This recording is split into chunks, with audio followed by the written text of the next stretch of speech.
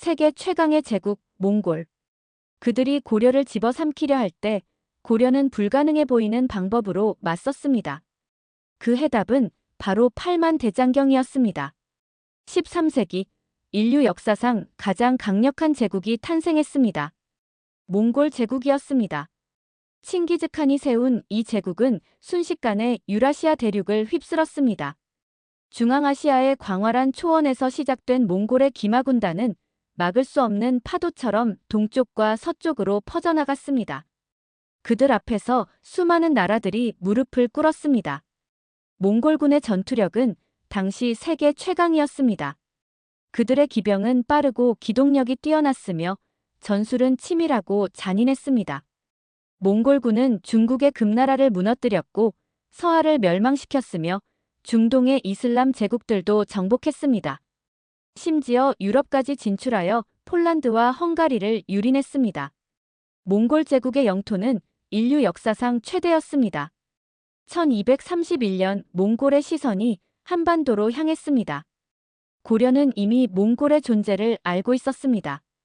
거란과 여진이 몽골에게 무너지는 것을 목격했기 때문입니다. 고려는 몽골에게 조공을 바치며 평화를 유지하려 했습니다.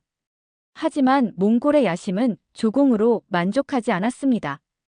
그들은 고려를 완전히 복속시키려 했습니다. 몽골이 고려 침략의 명분으로 삼은 것은 사소한 사건이었습니다. 몽골 사신이 고려에서 살해되었다는 것이었습니다.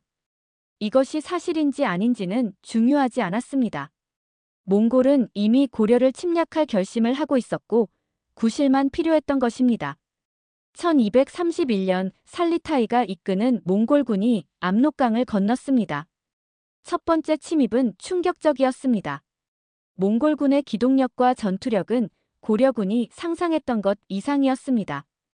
귀주대첩에서 거란을 물리쳤던 고려였지만 몽골은 차원이 달랐습니다. 몽골군은 순식간에 북부 지역을 휩쓸었습니다. 고려의 성들이 하나둘씩 함락되었습니다. 백성들은 공포에 떨었습니다. 하지만 고려는 쉽게 무너지지 않았습니다. 고려군은 각지에서 완강히 저항했습니다. 특히 박서 장군이 지키던 귀주성은 몽골군의 맹공을 견뎌냈습니다. 몽골군은 귀주성을 함락시키지 못하고 결국 철수했습니다. 하지만 이것은 시작에 불과했습니다. 몽골은 다시 올 것이 분명했습니다. 1232년 몽골군이 다시 쳐들어왔습니다. 이번에는 더 큰 규모였고 더 잔인했습니다. 살리타이는 고려를 완전히 정복하겠다는 결심으로 왔습니다. 몽골군은 북부를 넘어 중부 지역까지 진격했습니다. 개경이 위협받는 상황이 되었습니다. 고려 조정은 중대한 결정을 내려야 했습니다.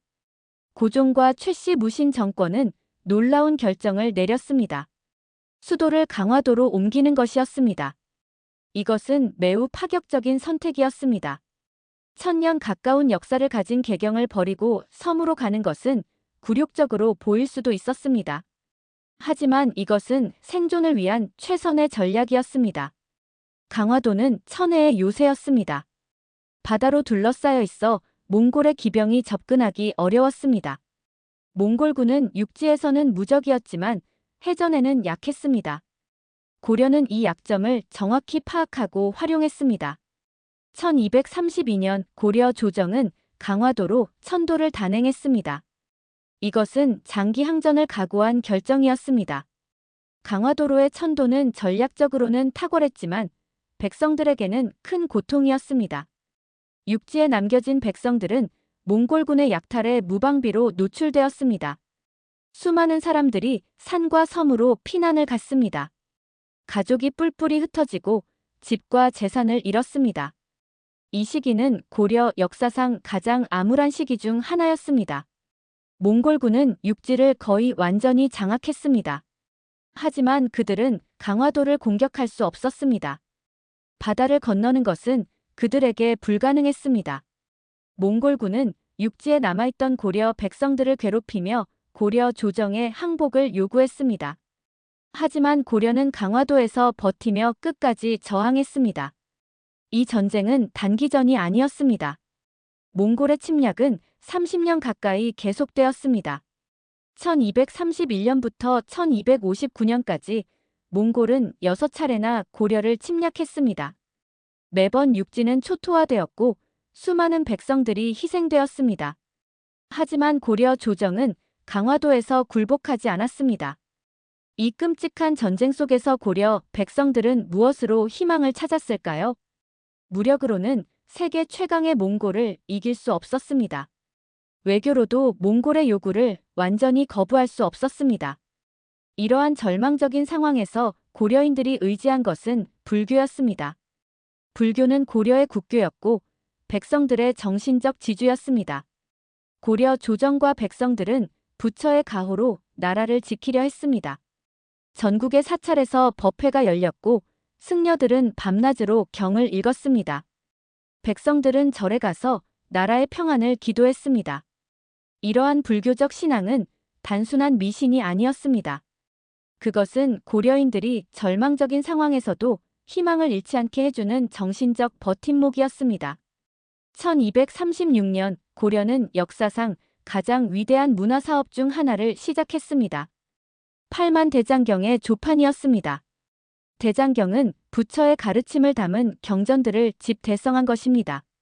고려는 이미 한 번 대장경을 만든 적이 있었습니다. 초조대장경이라고 불리는 것으로 거란의 침입을 물리치기 위해 만들어졌습니다. 하지만 초조대장경은 1232년 몽골의 침입 때 불타버렸습니다. 몽골군이 대구의 부인사를 공격했을 때 함께 소실된 것입니다. 이것은 고려에게 큰 상실이었습니다. 하지만 고려는 절망하지 않았습니다. 오히려 더 크고 완벽한 대장경을 다시 만들기로 결심했습니다. 이것이 팔만대장경 조판 사업의 시작이었습니다. 팔만대장경 제작은 상상을 초월하는 대역사였습니다. 8만 장이 넘는 목판에 경전을 새기는 것은 엄청난 시간과 노력이 필요했습니다. 단순히 경전을 베끼는 것이 아니라 각각의 목판에 정확하게 새겨야 했습니다. 한 글자라도 틀리면 그 목판은 다시 만들어야 했습니다. 목판 하나하나가 예술 작품이었습니다. 나무를 선택하는 것부터 신중했습니다. 3번 나무를 베어 바닷물에 3년간 담가 수분을 빼냈습니다. 그 후 그늘에서 말리고 다시 소금물로 끓여 방부 처리를 했습니다. 이렇게 준비된 나무로 목판을 만들고 거기에 경전을 새겼습니다. 한 글자 한 글자 정성을 다해 새겼습니다. 팔만대장경 제작에는 수많은 사람들이 참여했습니다. 숙련된 각수들이 글자를 새겼고 학생들이 경전을 교정했습니다. 목수들이 목판을 만들었고 일반 백성들도 목재를 운반하고 보조 작업을 했습니다. 이것은 국가적 사업이었고 전 민족이 참여한 프로젝트였습니다. 팔만대장경 제작의 목적은 단순히 경전을 보존하는 것이 아니었습니다. 그것은 부처의 힘으로 몽골을 물리치고 나라를 지키겠다는 간절한 염원이었습니다. 각수들은 한 글자를 새길 때마다 나라의 평안을 기도했습니다. 백성들은 이 사업에 참여하는 것 자체가 공덕이라고 믿었습니다. 작업은 16년간 계속되었습니다. 1236년부터 1251년까지 전쟁이 계속되는 가운데에도 작업은 멈추지 않았습니다. 강화도에서, 남해의 사찰에서, 전국 각지에서 팔만대장경 제작이 진행되었습니다. 이것은 단순한 불교 사업이 아니었습니다. 그것은 고려인들의 저항 정신이었고 민족의 의지였습니다. 1251년 드디어 팔만대장경이 완성되었습니다.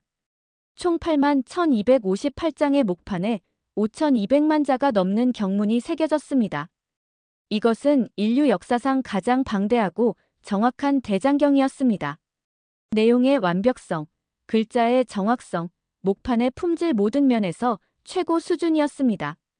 오늘날까지도 팔만대장경은 세계에서 가장 완벽한 대장경으로 평가받고 있습니다. 팔만대장경의 완성은 고려인들에게 큰 자신감을 주었습니다.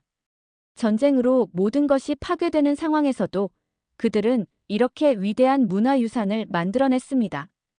이것은 몽골의 칼날로도 파괴할 수 없는 정신적 승리였습니다.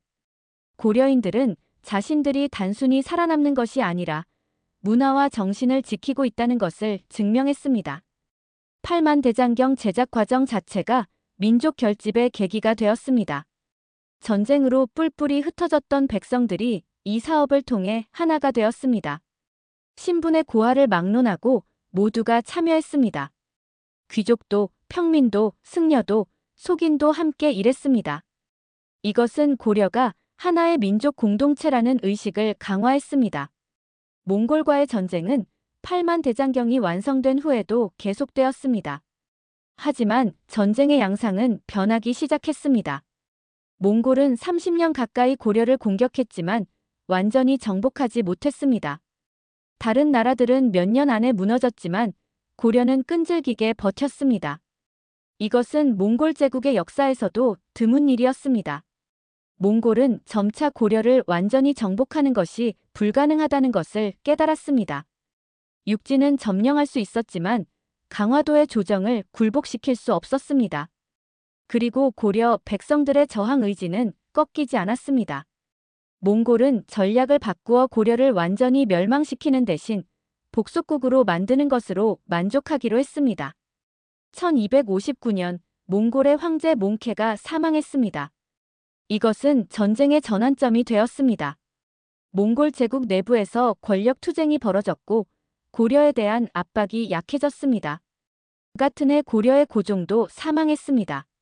새로 즉위한 원종은 몽골과의 강화를 추진했습니다. 30년 가까이 계속된 전쟁이 끝나가고 있었습니다. 1270년 고려는 강화도에서 개경으로 환도했습니다. 이것은 몽골과의 강화 조건 중 하나였습니다. 고려는 몽골의 부마국이 되었고 왕실은 몽골 황실과 혼인 관계를 맺었습니다. 표면적으로는 고려가 몽골에 굴복한 것처럼 보였습니다. 하지만 실상은 달랐습니다. 고려는 멸망하지 않았고 자체적인 정치 체제를 유지했습니다. 고려가 몽골의 침략에서 살아남은 것은 기적이었습니다. 몽골에게 정복당한 나라들은 대부분 완전히 흡수되거나 멸망했습니다. 금나라는 멸망했고 남송도 결국 무너졌습니다. 중동의 많은 나라들이 사라졌습니다. 하지만 고려는 살아남았습니다. 비록 자주성은 제한되었지만 나라와 민족은 계속 존재했습니다. 고려가 생존할 수 있었던 이유는 여러 가지가 있었습니다. 강화도라는 지리적 이점, 끈질긴 항전 의지, 그리고 무엇보다 민족의 단결이었습니다. 팔만대장경은 바로 이러한 민족 단결의 상징이었습니다. 불가능해 보이는 상황에서도 고려인들은 희망을 잃지 않았고 함께 힘을 모았습니다. 팔만대장경은 단순히 전쟁을 이기기 위한 기도의 산물이 아니었습니다. 그것은 고려 문화의 집약체였습니다. 고려의 학문 수준, 예술적 감각, 기술력이 모두 담겨 있었습니다. 몽골이 고려의 땅을 유린하고 건물을 파괴할 수는 있었지만 고려의 정신과 문화까지는 파괴할 수 없었습니다. 팔만대장경은 완성된 후 남해의 대장경 판당에 보관되었다가 나중에 해인사로 옮겨졌습니다. 해인사의 장경판전은 팔만대장경을 보관하기 위해 특별히 설계된 건물입니다. 이 건물은 온도와 습도를 자연적으로 조절하여 목판을 보존하는 과학적 구조를 가지고 있습니다. 800년 가까이 된 목판들이 지금도 완벽한 상태로 보존되어 있는 것은 이 건물 덕분입니다. 오늘날 팔만대장경은 유네스코 세계기록유산으로 등재되어 있습니다. 그것은 단순히 한국의 보물이 아니라 인류 전체의 문화유산입니다. 13세기에 만들어진 이 목판들은 21세기에도 여전히 인쇄가 가능합니다. 이것은 당시 고려의 기술력이 얼마나 뛰어났는지를 보여줍니다. 팔만대장경의 의미는 불교적 가치를 넘어섭니다.